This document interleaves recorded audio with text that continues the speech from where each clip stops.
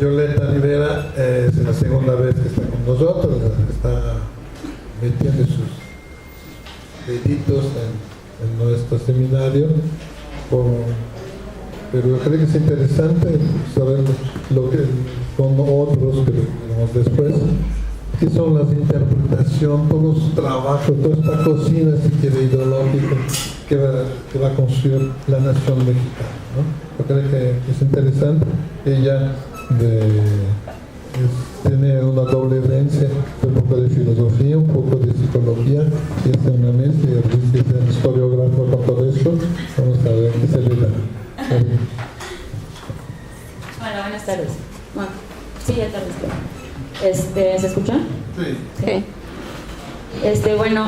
Bueno, yo lo que quise traer fue más como ya esta misión de reivindicar una identidad mexicana, pero ya mexicana, ya de la nación mexicana.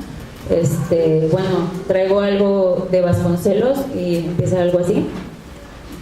Por encima de la eugénica científica prevalecerá la eugénica misteriosa del gusto estético. Leer sobre Vasconcelos es leer sobre México, pero sobre un México muy particular. Tratar de entender sus concepciones, sus intenciones, su pensamiento, es tratar de entender esa población llena de facciones y de ahogo social general que se experimentaba en los años 20. Se deslumbra la transición de una etapa y el surgimiento de un movimiento revolucionario que prometía esperanza en nuevas eras y nuevos comienzos, necesidades imperiosas de aferrarse a lo propio, de crear algo propio. De esta necesidad y esta ambición se llenó José Vasconcelos Calderón a lo largo de su existencia y desde muy joven, individualista con aspiraciones grandes.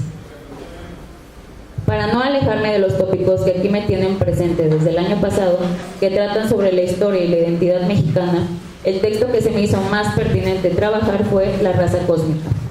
Una lectura que, a mi parecer, resume gran parte de su pensamiento e influencias filosóficas, su espíritu vitalista, su entusiasmo oratorio y la fantasía y contradicción que solo una persona de su envergadura podría producir. Este ensayo fue publicado en 1925, después de su paso por la Secretaría de Educación Pública y antes de su candidatura hacia la presidencia de 1929. Se encontraba Vasconcelos en ese momento en el cenit de su esplendidez intelectual. Deslumbraba desde sus años en el Ateneo a la Nación y a otras vecinas con sus ideas anticolonialistas, su reacia imposición contra el positivismo y los científicos, sus intenciones mesiánicas, culturizantes, con su entusiasmo con la empresa alfabetizadora, etc. Gozaba en los países del sur de un gran prestigio, incluso mejor que el que en México la juventud le otorgaba. Ensayo icónico que es de los más representativos de su sistema de pensamiento, donde dejó expuestas sus influencias nietzscheanas, bersonianas, pitagórica-místicas y que son todas muy implícitamente redentoras. No sé si los asistentes conocen en líneas generales cómo empieza el ensayo y el objeto de su tesis, pero para resumir y concretizar lo que a mí me interesó de él, diría que Vasconcelos relata la historia del pasado atlante, que le parece deslumbraba aún en los ojos ya decaídos de los imperios azteca e inca, pero carentes ya de toda la majestuosidad de sus pasados atlantes. Caída sucesiva también de los grandes imperios de las razas que dominaron la historia del mundo, según él, a través del tiempo. El primero, que fue el indio atlante, a su caída le siguieron el negro y el mogol, y por último el blanco occidental. Y cómo, a partir de estas 4 razas históricas en América, nacería de la mezcla y la síntesis que ya habían empezado muy amablemente los colonizadores españoles en el nuevo continente. Esa raza nueva, esa estirpe que unificaría lo mejor de todo lo pasado con el futuro advenimiento de una realidad dionisíaca e idílica. Explicaba todo esto desde su idea de los 3 estados sociales fundamentales: el material o guerrero, el intelectual político o el espiritual y estético, siendo este último el que dignificaría y pondrá a disposición universal y unificadora el material para todos los habitantes del mundo. Se percibe a lo largo del ensayo sus filosofías e intenciones redentoras de lo sublime, siendo similares las proposiciones de los 3 estados antes mencionados, similares también a los propuestos en su estética monista, o sus 3 estados o ciclos del espíritu que responden a la energía, la materia y la conciencia. o de otra manera, la repetición, la finalidad y el espíritu creador, siendo el tercero, otra vez, el estado estético, el del espíritu y el de la conciencia, el que dignificaría la Tinterrata. Todo esto podría permitir configurar este nuevo tipo de hombre, ese hombre que se le demasiado parecido al superhombre nietzscheano. Antes de proseguir con el estadio estético, en el que pretendo acercarme más hacia sus concepciones filosóficas estéticas y a su a priori estético para entender un poco el surrealismo que nos parece el camino Universópolis, ese lugar hipotético de emergencia de la quinta raza, que la ubica Vasconcelos en Argentina y Brasil, en la zona amazónica, que él plantea que quien logre conquistar esa zona es quien va a ser el que va a poder dominar la quinta raza. Si es la raza latina, todos los hispanos, va a ser Universópolis y va a ser súper universal y todo va a ser unificado y muy bello y precioso.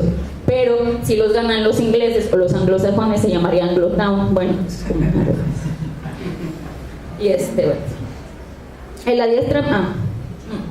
Antes de proseguir, ahora sí me detendré para acomodar o situar al indio dentro de esta historia y del pensamiento del autor, personaje con el que se le relaciona de manera controversial. El adiestramiento para la democracia era para él el puente más rápido para incorporar a los indios a la entidad de mexicanos. Vasconcelos es sintético y busca siempre la integración. Me quiero saltar aquí los polémicos juicios de valor, sobre todo ético y morales, que se puedan hacer de sus propuestas y aseveraciones, con la intención de retomar una lectura más aislada, concreta y específica, que repose solamente sobre su concepción filosófica de la estética, de su vitalismo y de su necesidad de transformar y reivindicar su propia identidad en la de la raza misma y los mecanismos que intenta accionar con estas. O sea, porque para Vasconcelos era importante pues reivindicar una identidad que fuera no solamente nacional, sino ibérica, porque pues él era como, se sentía mucho, ¿no? Pues, no quería ser mexicano, quería ser parte como de algo más grande. Bueno, así yo lo... La visión de Vasconcelos sobre los indios o el indio no era tan diferente a la que tenían los pasados colonizadores coloniales. En objeto compartían la misión de redimirlos de la bestialidad, sacarlos de alguna manera de la oscuridad y la ignorancia en la que se ahogaban con exasperación. Héroes y salvadores los misioneros, héroe y salvador José Vasconcelos Calderón, los primeros con la cruz y la palabra de Dios, el segundo con la educación y la cultura. El indio no tiene otra puerta hacia el porvenir que la puerta de la cultura moderna, ni otro camino que el camino ya desbrozado de la civilización latina. Página 25 de La raza cósmica. Sueña con la raza cósmica. En el proyecto de Vasconcelos, el indio no tenía ni tendría un lugar propio. Y si lo tuvo, en cierta época fue meramente alegórico y representacionista. Llegaremos a su influencia en la creación de una identidad mexicana desde el muralismo y la literatura, el cual era necesario en su empresa. El maestro necesitaba del indio, pero como mera figura pasajera de la historia, imagen ancestral sobre las cuales reforzar su conciencia y su alma mística y todo este imaginario atlante. Pero en el mundo moderno, el indio era solo una quimera que rápidamente debía convertirse en la civilización y adherirse a la masa de los mexicanos mestizos que deberían pronto conformar la raza iberoamericana. Esta necesita del indio, la raza iberoamericana, lo mismo que de los restos de las demás culturas caídas, retazos celosamente escogidos, solo lo mejor que éstas pueden ofrecer. El indio seguía un excelente puente hacia el mestizaje en general y nada más, tenaces testigos de una empresa de latinización que se había consumado desde hace mucho tiempo. Pero eso no implica que no quisiera dignificarlos, pues dignificarlos era el primer paso para la libertad y la igualdad de los hombres.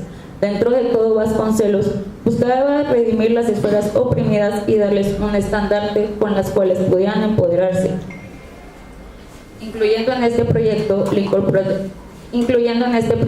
la incorporación de la mujer al campo laboral, que le parecía necesario para la alfabetización de la población de ese entonces, como para la dignificación de ellas, de las mujeres, más allá del papel tradicional de mamá, esposa o prostituta de su época. Comprendía también a la vez que para dirigirse al estado de espíritu deseado, había grandes causas que establecer.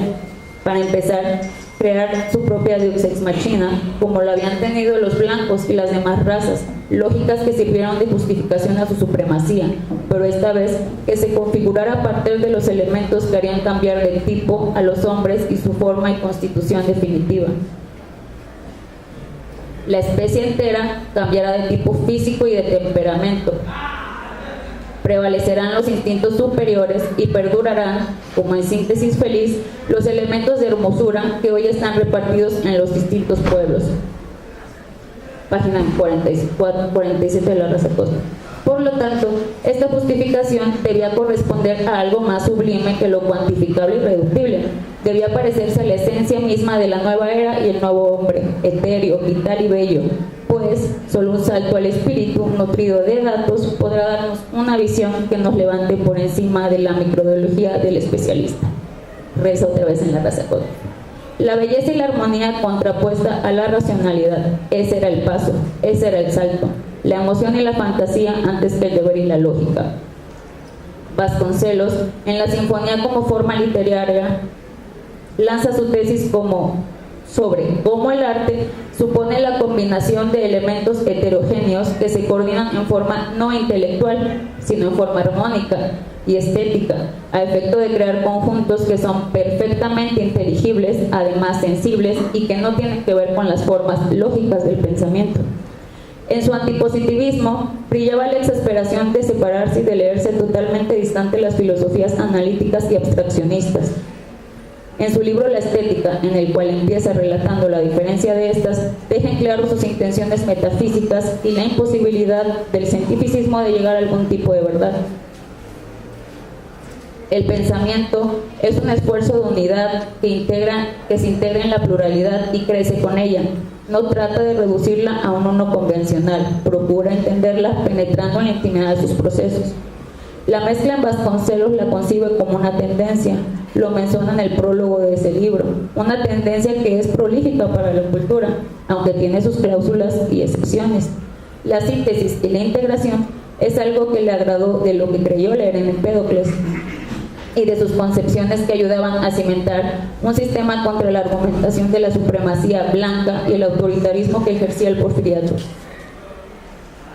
Empédocles es el primero que busca el secreto de la realidad en la combinación de los elementos, sin exclusiones y sin falsas primacías. La combinación es el esfuerzo primario de la síntesis. Como buen clase mediero del entonces, Vasconcelos se consideraba llamado a realizar un proyecto de nación por derecho de conciencia, pues se consideraba a él como mexicano, no indio ni extranjero.